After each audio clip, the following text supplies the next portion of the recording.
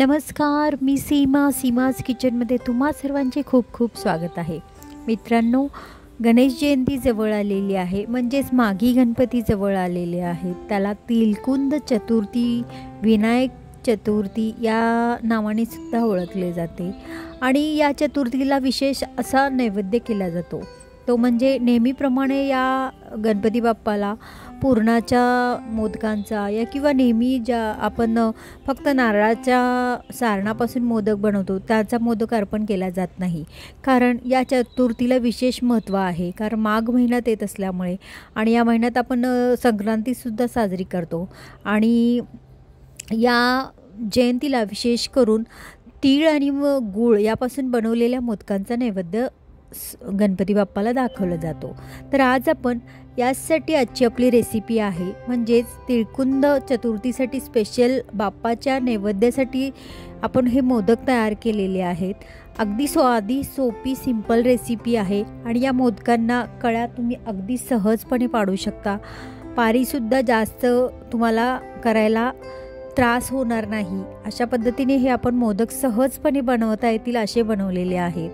चला तर मग आज आपण आपल्या गणपती बाप्पाला तिलकुंद चतुर्थीसाठी खास स्पेशल असा मोदक तयार करूया. त्यासाठी आपले साहित्य काय काय आहे ते पाहूया.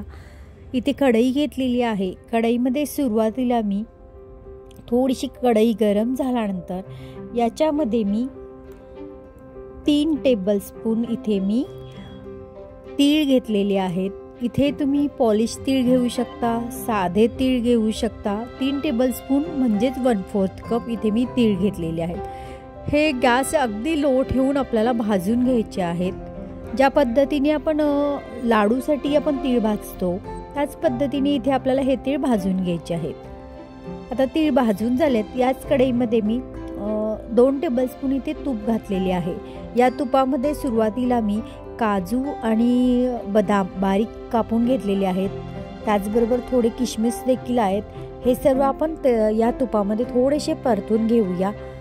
आणि यामध्येच आपण इथे मी 1 कप असा खोबऱ्याचा किस वापरणार आहे. या ठिकाणी मी यासाठी अर्धा कप गुळाचा वापर केलेला आहे. जर तुम्हाला गोडपणा जास्त हवा असेल तर तुम्ही अजून थोडा म्हणजे पाऊण कप गूळ इथे 1 कप खोबरे किसायला पाऊण कप गूळ वापरू शकता. आता हा गूळ पूर्णपणे आपल्याला या कढईमध्ये वितळवून घ्यायचा आहे. जास्त आपल्याला कडक असा पाक तयार करायचा नाही आहे. थोडासा गूळ वितळत आलेला आहे. यामध्येच मी हा 1 कप ओल्या खोबऱ्याचा किस आहे. मी म्हणजे किसून घेतलेला नाही आहे, मिक्सरमध्येच असं बारीक करून घेतलेला आहे. तुम्ही किसून घेतलात तरीसुद्धा काही हरकत नाही, किंवा झटपट जर करायचं असेल तर पटकन खोबऱ्याचे तुकडे करून मिक्सरवर बारीक करून घ्या. आता मी हा खोबऱ्याचा किस घातलेला आहे.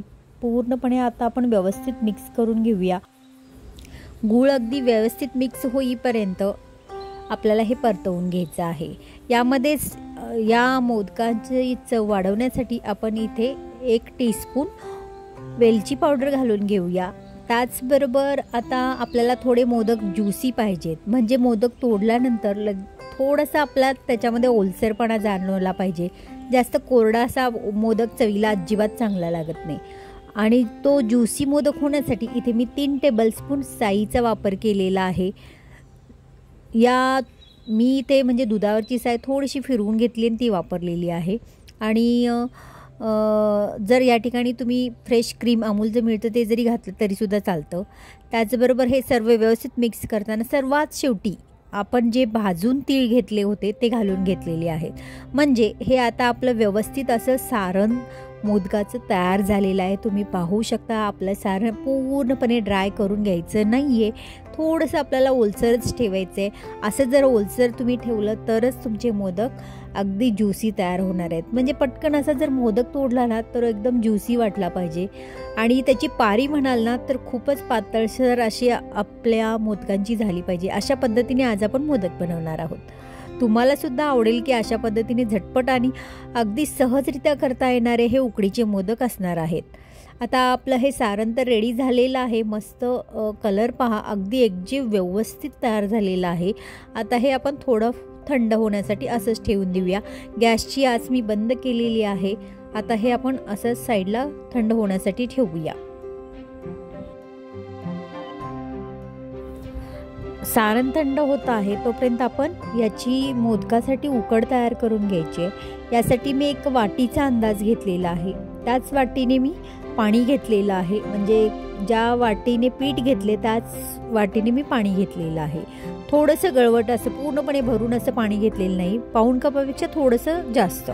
यामध्ये मी 1/4 टीस्पून तूप घातलेलं आहे आणि 1/4 टीस्पून मीठ घातलेलं आहे। पाणी जसं उकळेल तसं पटकन आपल्याला ज्या वाटीचं पाण्याचा आपण अंदाज घेतला त्याच वाटीने आपण 1 वाटी पीठ घातलेलं आहे।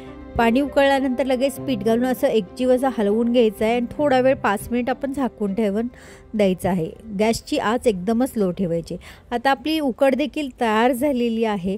आता गॅस बंद करूया आणि ही उकड आपण एका ताटामध्ये काढून घेऊया। पहा, मी या इथे ताट घेतलेलं आहे। उकड पटकन गरम असतानाच आपल्याला मळायचं आहे, यासाठी मी ताटामध्ये काढून घेतलेली आहे। आता याच्या गाठी मोडायच्या असतील तर एका वाटीला मागे पाणी किंवा तूप लावून घ्या, म्हणजे पटकन याच्या गाठी मोडल्या जातील। आणि गरम असतानाच आपल्याला थोडासा हाताला पाणी लावायचे आणि पटपट असं आपण याचं पीठ मळून घ्यायचं आहे। अगदी मऊ लुसलुशीत असा गोळा झाला पाहिजे, अशा पद्धतीने हे आपण पीठ मळून घेऊया। इथे मी बासमती राईसचे पीठ वापरलेले आहे, त्यामुळे मोदक अगदी मऊसूत होतात, हाताला चटके बसतात हे पीठ मळत असताना। तरीसुद्धा आपल्याला हे पीठ अगदी व्यवस्थित मळून घ्यायचे। हाताला जर चटके बसत असतील तर थोडंसं हाताला पाणी लावा, थंड पाणी, आणि या थंड पाण्यानेच आपल्याला हे पीठ मळून घ्यायचं आहे। पहा, पीठ अगदी मऊ लुसलुशीत पटकन मळले जाते, कारण ऑलरेडी आपण उकड काढून घेतलेली आहे। आता या पिठाची मी अशी लांबट अशी वळकटी करून घेतली आणि याचे छोटे छोटे आकाराचे असे मी गोळे तयार करून घेते। इथे तुम्हाला हातावर अशी पारी करायची गरज नाही आहे, तुम्हाला मी मोदक अगदी साध्या सोप्या पद्धतीने शिकवते। मी ज्या पद्धतीने आपण लाटून मोदक करतो त्याच पद्धतीने इथे हे लाटून मोदक करत आहोत। पातळ अशी पारी आपली तयार होणार आहे, कुठेही जाड होणार नाही आपले मोदक, एकसारखी आपली ही पारी तयार होते। जितका तुम्हाला सारण भरायचे आहे तितके भरून घ्यायचे आहे। आणि साडीला ज्या पद्धतीने आपण प्लेट्स करतो त्या पद्धतीने इथे मी प्लेट्स केलेले आहेत आणि वरती कडा हळूवार अशा वरती एकसारख्या आपण एकत्र करून घेतल्यात आणि जो एक्स्ट्रा पीठ आहे ते काढून घेतलेला आहे। अशा पद्धतीने आपण संपूर्ण मोदक तयार करून घेऊया। मी तुम्हाला जवळून सुद्धा हा मोदक कसा तयार केलेला आहे ते दाखवते।